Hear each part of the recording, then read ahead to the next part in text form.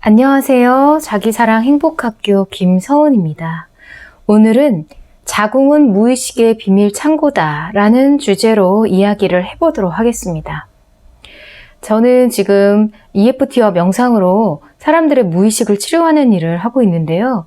EFT에서 중요한 부분들이 경락을 두드리면서 자신의 생각과 느낌을 말로 표현하도록 하는 것인데, 제가 기존에 치면치료나 전생치료 이런 것들을 받아봤지만 잘 들어가지가 않는 부분이 있었는데, EFT를 제가 치료받을 때나 또는 제가 내담자들을 만나서 할 때 굉장히 쉽게 무의식, 즉 트랜스 상태로 들어가는 것을 체험을 하게 됩니다.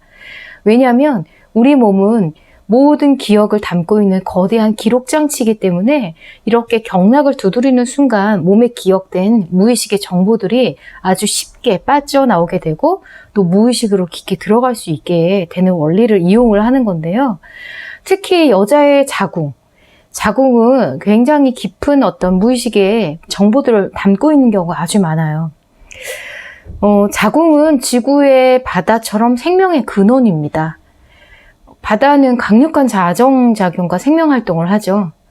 바닷물이 일정한 염도를 유지해서 바다는 썩지 않아서 모든 생명체들이 살듯이 자궁의 양수도 짭짤한 소금물입니다. 지구의 모든 생명체가 바다에서 시작됐다고 하죠. 마찬가지로 인간도 양수가 들어찬 자궁에서 잉태되기 시작합니다. 그래서 자궁은 생명 에너지의 근원이라고 말씀드릴 수 있는데요.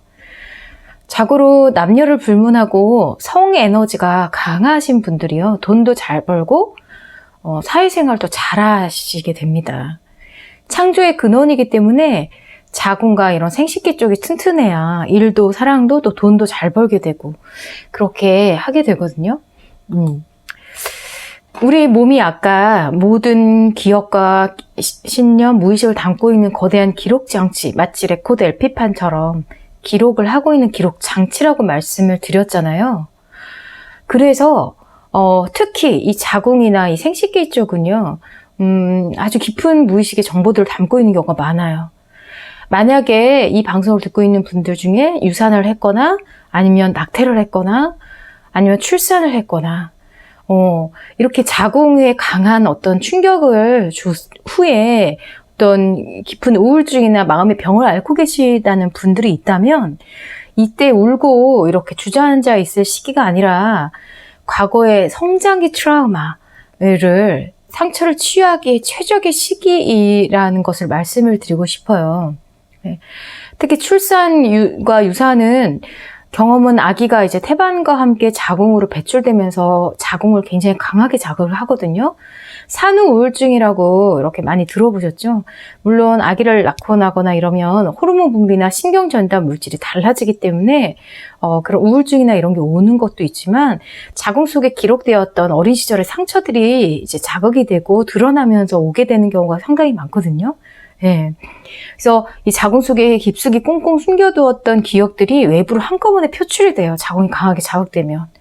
특히 성과 관련된 수치심 또는 성장 과정 중에 잊고 싶었던 어떤 트라우마 같은 것들이 자궁에 깊숙이 간직되어 있는 경우가 많기 때문에 이런 경우에는 정말 한 번씩 치유의 과정을 거칠 필요가 있습니다.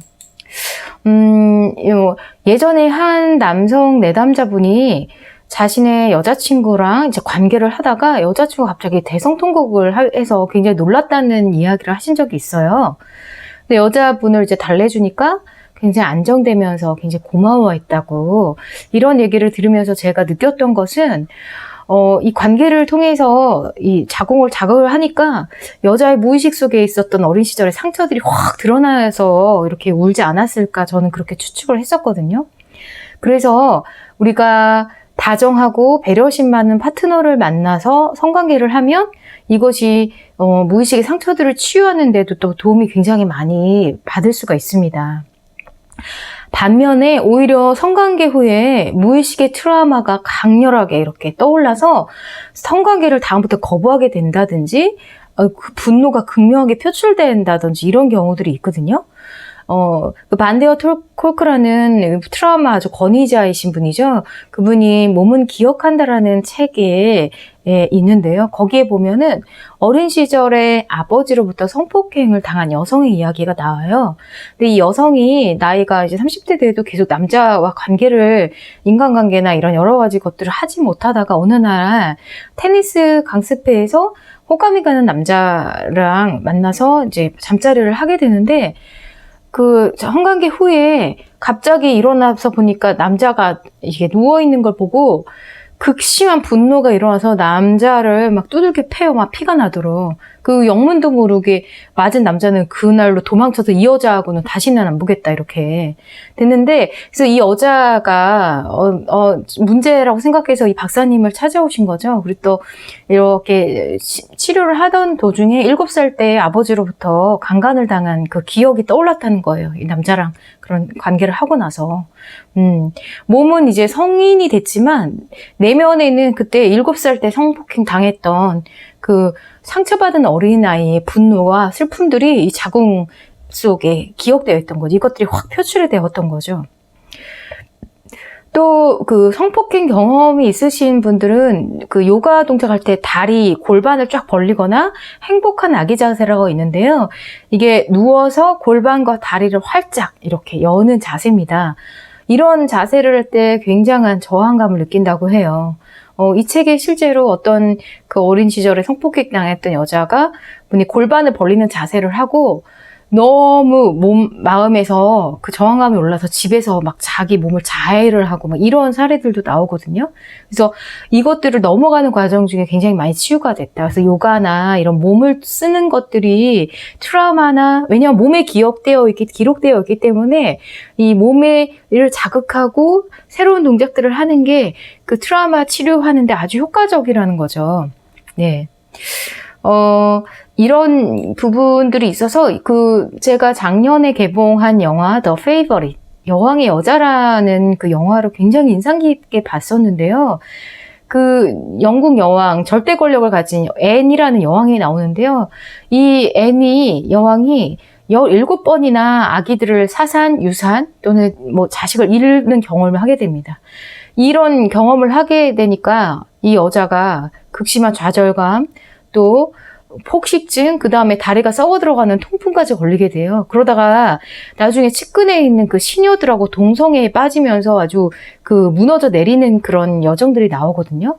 근데 저는 이거를 보면서 굉장히 많이 공감을 했었어요.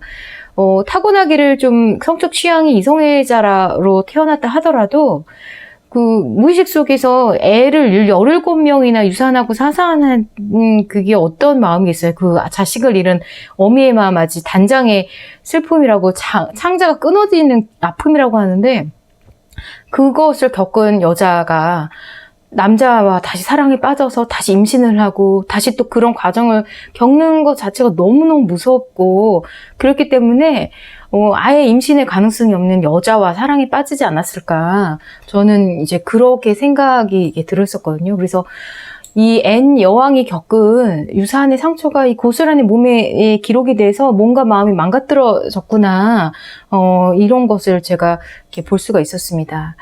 저도 이제 자궁을 강하게 건드리는 일을 겪을 때마다 아주 많은 힘듦이 있고, 거기다 그것을 극복하다 하면 굉장한 성장을 하게 되는 그런 경험들을 되게 많이 했었거든요.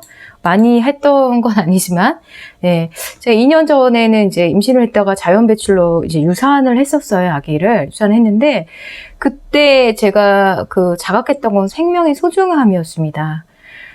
제가 자연 배출이 됐기 때문에 화장실에 가서 이게 아기집하고 태반이 이렇게 쏟아져 나온 거를 제 눈으로 확인을 했거든요. 정말 좀 듣기에는 약간 끔찍하실 수 있는데, 저 그걸 보는 순간 너무 충격을 받아가지고 막 그 화장실에 주저앉아서 엄청 오열을 하고 울었는데요. 조금 시간이 지나고 나니까 그 생명의 신비함과 존귀함이 굉장히 강렬히 저한테 다가왔었어요. 제가 그전에는 좀 사람을 분별하는 마음이 많고, 노숙자라든지 좀 늙고 추레한 좀 그런 외형적으로 좀 그런 분들을 보면 마음속에서 혐오감이나 거부감이 굉장히 많이 나왔는데, 이런 어떤 유산의 경험, 하고 나서는 그런 마음들이 굉장히 많이 사라졌어요. 예. 그래서, 이렇게, 한번 유산을 하고 나니까 외형과 상관없이 모든 생명체가 굉장히 소중하고 귀하다는 자각이 그냥 저절로 생겨나게 된 거죠. 두 번째는 작년에 이제 또 계류유산이라고, 계류유산은 태아가 안에서 이제 심장이 멈춰 죽는 건데, 그때도 한번 소파 수술을 한번 하고 나서 제가 심각한 우울증하고 이제 무기력증하러 굉장히 한 3개월을 굉장히 고생을 했었어요. 그때 이제 소파 수술 하고 나서 밤에 갑자기 막 열화통이 터져가지고 울면서 막 미친 여자, 광년 꽃단 여자처럼 막 돌아다니면서 울면서 막 그 동네를 막 뛰어다니기도 하고, 예. 그리고 계속 심각했던 게 죽고 싶다는 생각이 계속 올라오는 거예요. 예.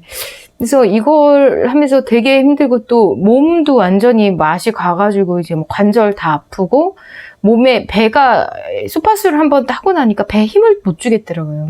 굉장히 무기력해지고. 그래서 이걸 하면서 그때 EFT 치료를 좀 더 깊이 했었는데, 그때 하면서 이게 부모님, 저희 어머니, 아버지가 수십 년에 평생에 걸쳐서 죽고 싶다, 살기 싫다라는 생각을 굉장히 오랫동안 하셨는데, 그게 이 유산과 함께 안에 스며들었던 어떤 대물림되었던 기억들이 다 올라왔던 걸 보게 됐거든요. 그래서 그때 굉장히 깊이 있게 치유를 하고 제가 내적 성장을 한 그런 경험이 됐습니다. 네. 그 여자의 자궁은요, 우리 몸의 이제 에너지의 중심인 단전이라고 하죠. 단전이기 때문에 이 자궁이 다치거나 또 병이 들거나 아니면 상처를 입거나 그러게 되면 진기라고 하죠. 인간이 갖고 있는 근원적인 힘도 함께 빠져나가게 됩니다. 그래서 저도 소파 수술을 하고 나서 정말로 자궁이 정말 에너지 원천이구나. 이런 거를 절실히 체험한 게 이제 몸에 힘을 못 주겠더라고요. 피부도 막 바싹 늙어서 탄력이 막 떨어지고 관절은 여기저기 아프고. 그래서 제가 그때 하고 소파술은 진짜 정말 최악의 경우 아니면 하면 안 되겠구나. 왜냐면 상처를 주고 약물로 배출을 한다든지 최악의 경우면 수술을 하는 게 맞겠다 이런 생각을 했던 적이 있습니다. 제가 또 한 번 이제 자궁과 관련된 무의식의 경험을 한 게 제가 한 달 전쯤에 이제 자궁경이라고 자궁 내시경을 한번 했거든요. 그래서 이거는 이제 자궁에 초음파처럼 이렇게 내시경을 넣어서 안에 폴립이라든지 혹 같은 거 유착된 게 있는지를 떼내는 수술이에요. 그래서 제가 이제 다음 달에 시험관에 냉동배아 이식을 앞두고 있어서 자궁경을 하면은 임신 성공률이 높아진다 이래가지고 한번 했는데 하면서 별거 아니라고 맘카페 보니까 간단한 수술이다. 그랬더니 진짜 하고 나서 정말 죽는 줄 알았어요, 진짜. 와, 이런 고통은 세상에 처음 와서 극한의 고통을 제가 했는데, 혹시 자궁경을 앞두고 있거나 겁내실 필요는 없어요. 사람마다 다른 거기 때문에. 저는 좀 폴립들이 되게 많고 유착된 것도 있어가지고 많이 떼냈다고 의사 선생님이 얘기를 하시더라고요. 그래서 그런지 마취 깨고 나서 이 고통은 정말 밑에 이렇게 칼로 약간 하는 듯한 이런, 그래서 또 다 토해내고 안에 있는 것까지. 그래서 어쨌든 진통제 주사를 2대나 맞고 나서야 조금 진정이 돼가지고 좀 나아졌는데, 그러고 자궁경 하고 나서도 계속 이게 배가 아주 기분 나쁘게 아픈 거예요. 어쨌든 이걸 떼어냈기 때문에. 그리고 또 마음적으로도 되게 약간 슬픈 마음과 우울하고 약간 무기력한 마음이 되게 많이 올라오더라고요. 그래서 왜 이렇게 하지? 또 내가 자궁을 뭔가 좀 손을 대서 뭐가 어떤 안 좋은 기억들이 올라왔나? 이거를 좀 생각을 하다가 그날 밤 굉장히 선명한 꿈을 제가 이제 꾸게 됐는데요. 아들을 잃어버린 노부부가 굉장히 깊은 슬픔에 빠진 노부부가 제 눈앞에 나타났어요. 모르시는 분들인데. 그래서, 근데 제가 그 분들한테 제 예전에 임신했다가 유산으로 잃은 아기들의 초음파 사진을 보여주면서 제가 왜 아기들을 하늘로 보낼 수밖에 없었는지 이렇게 설명을 해드렸어요. 그 노부부가 제 얘기를 굉장히 유심히 잘 듣는 거예요. 고개를 끄덕거리면서 이렇게 딱 듣고 나시든지 얼굴 표정이 밝아지시더라고요. 그러고 나서 마음이 아주 편안해지시면서 제 꿈에서 제가 깼는데 그 꿈을 꾸고 나서 제 마음도 굉장히 가벼워졌어요. 몸도 가벼워지고. 예. 그러면서 이게 어떤 큰 치유의 에너지가 제 자궁을 훑고 갔구나라는 딱 어떤 그런 느낌이 들었거든요. 그래서 저는 이제 꿈일기를 쓰는데 꿈을 꾸고 나서 선명한 꿈은 그거를 적고 이 꿈이 무엇을 의미하는지를 이렇게 해석을 하거든요. 여기서 좀 다른 얘기지만 그 꿈을 꾸시고 나서 네이땡이나 뭐 이런데 구글 이런데 해가지고 검색해 보시는 게 아무 의미가 없어요. 왜냐하면 그 개개인의 성향과 자기의 어떤 그 처해 있는 상황에 따라서 꿈이 나타나기 때문에 예를 들어 뭐 똥꿈을 꾸면 뭐 돈이 들어온다 이게 아니라요.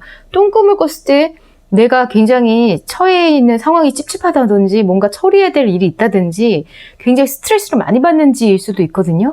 그래서 상징하는 사람, 인물들, 거기서 나는 상징적인 어떤 물건, 동물들이요. 꿈 해몽에서 다른 사람이 꾼 그 메시지랑 제가 꾼 그 메시지랑 전혀 다를 수가 있어요. 그래서 꿈의 해몽은 다른 사람한테 맡기는 게 아니라 자기 자신이 하시는 거예요. 근데 누구나 곰곰이 생각해보면 여기 꿈에서 나온 인물이나 메시지나 어떤 동물이나 어떤 물건들이 무엇을 의미하는지 알 수가 있어요. 그래서 제가 꿈에 대한 거는 나중에 기회 되면 다시 하겠지만 이 꿈을 통해서 무의식을 치료할 수 있어요. 그리고 메시지를 받을 수 있어요. 굉장히 해서 뭐 칼륨은 같은 경우에는 그 꿈을 통해서 엄청나게 매일 그림을 그리고 어마어마하게 매일 그걸로 자기의 무의식을 분석했거든요. 그래서 어쨌든 꿈은 굉장히 유용한 무의식 치료 도구입니다. 그래서 제가 이렇게 보니까 이 노부부가 누굴까 딱 이렇게 생각을 해보니까 조상 아니면 또는 아이를 잃은 부모들을 대변을 하는 인물이더라고요. 보니까 조상님들이 자손들한테 원하는 게 뭐겠어요. 예, 후손 생육하고 번성하기를 원하시거든요. 조상님들은 자신의 씨를 뻗뜨려서 이렇게 아들, 딸 낳고 행복하고 이제 번성하기를 바래요. 그냥 이거는 그냥 종족 번식의 본능입니다. 근데 이제 그 아들을 슬퍼하시는 그 노부부는 내가 건강한 아기들을 품지 못하고 도중에 이제 다 하늘로 보내버려서 자신들의 후손이 세상에 태어나지 못한 것에 대해서 굉장히 안타까우신 거죠. 슬퍼하시고. 근데 제가 꿈속에서 조상님들을 이렇게 위로하니까 그 분들이 이제 슬픔이 진정되시면서 제 어떤 마음도 좀 되게 가벼워진 그런 꿈이었어요. 꿈을 꾸고 나서 제 자궁에 남아있던 어떤 죄책감이나 슬픔도 같이 한번 흘려보냈습니다. 한 번도 이제 건강한 생명을 잉태하지 못했던 나의 자궁에 대해서 애도를 하는 시간, 그 다음에 이 자궁 속에서 죽어버린 어떤 아기들에 대한 어떤 죄책감, 슬픔에서 이렇게 가벼워진 그런 느낌을 많이 받았죠. 네, 그래서 좀 시간이 좀 지날수록 이게 이제 자연치유약에 의해서 그 자궁경 수술했던 상처 부위도 이제 줄어드니까 통증도 점점 사그라들고 그 꿈을 선명하게 꾼 이후로 무기력하고 슬픈 마음이 이렇게 점차 사그라들게 됐어요. 자, 그래서 여성분들 중에서 자궁에 암이 생겼거나 아니면 자궁에 근종이 있거나 뭐 자궁에 하게 병이 있는 분들 또는 이제 임신이나 유산, 출산 후에 굉장히 마음에 병이 생긴 분들은 그대로 이제 주저앉아서 울고 계실 게 아니라 지금이 내 치유와 성장의 최적기입니다. 최적기이다. 이거를 좀 아셨으면 좋겠어요. 자궁과 관련된 이슈는 가장 깊은 트라우마를 담고 있는 경우가 많거든요. 특히 이제 한 달에 한번 생리할 때마다 유독 막 불안과 두려움, 막 짜증이 엄청 올라오시는 분들 있을 거예요. 그 여성들도 그 시기에 진짜 빨리 지나갔으면 좋겠어. 너무 짜증나. 안 했으면 좋겠어. 뭐 어떤 분들은 진짜 저도 이렇게 막 30대 때 생리통 너무 심할 때는 진짜 자궁 드러내고 싶다. 이런 진짜 입에 담지도 못할 그런 생각을 한 적도 있었거든요. 그러니까 되게 미워하는 거예요. 자기 몸을. 이러면은 정말 더 상황이 안 좋아지죠. 그때는 더 자신의 자궁을 사랑해주고 아껴주고 그 다음에 자신의 마음을 잘 살펴봐서 성찰과 어떤 치유의 시간을 가지라는 메시지거든요. 그래서 어떤 기억이 있길래 어떤 무의식의 정보가 있길래 내 자궁이 이렇게 아픈 걸까 그런 생각과 감정들을 찾아보시는 거예요. 그럼 어떻게 해야 될까요?